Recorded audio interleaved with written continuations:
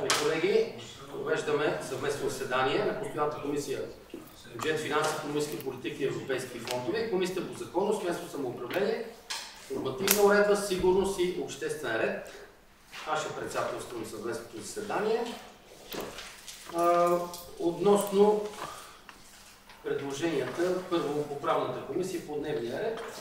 Стои Запрянов, приема, че по вида, които не представя предложение, 14 точки. Питания, остава 15 точки, колеги имате някакви претенции.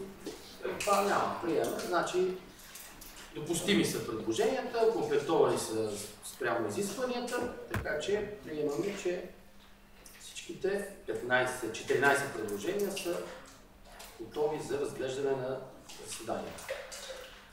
Бюджетната комисия по същество точки 7, 8, 9, 10 и новопостъпилото днес предложение, което решихме току-що да бъде под номер 14 в дневния ред. 7 и 8 точка, господин Михайлов, имате думата да ги закладвате заедно.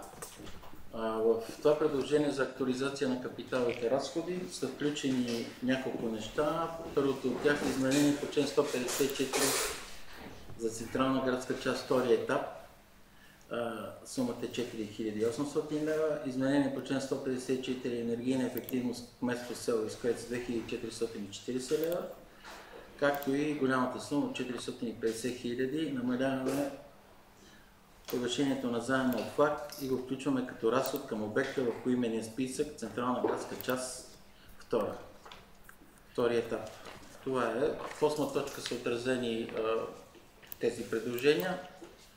9 точка за еднократна финансова помощ, аз ще ги докладвам всички, защото няма време. Там списъка е пред вас. Ако има някакви въпроси, някой ще зададе. И по допълнителната точка,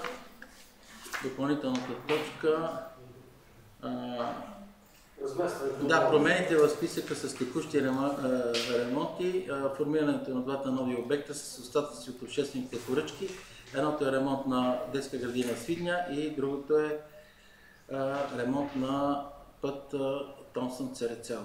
Това са промените, които са отразени в това разместване на бюджетните кредити. Сумите са от излишъци от обществените поръчки. Добре, колеги, чухте господин Михайлов, 7, 8, 9 еднократната помощ, видяли сте ги, протокол номер 6 от комисията, 15 лица, 1450 лева и двама постъпили служители в 10 точка, които имат право на разходи за транспорт и са описани вече техните 70% от картите. И 14 точка, разбрахте откъде идват сумите, без да се променя общия размер на бюджета към 30 септември тази година. Имате ли някакви коментари или приемаме в вида, който са го предложили? Се гласуват? Не виждам. Правната комисия имаме точка 12 относно отмяна на решение на предходна сесия. Да.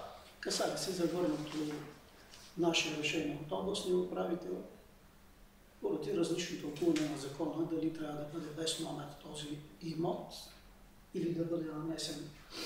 Той е нанесен всъщност без номер в плана на село Владо Тричков. Предлагам да го приемем решението, да отменим решението, да условим всичко да е в ред и тогава да си гласуваме на Мария докладва. Нямате възможност да го внесем в кадастъра, но по закон трябва на тази сесия да го гласуваме, затова го отменяме.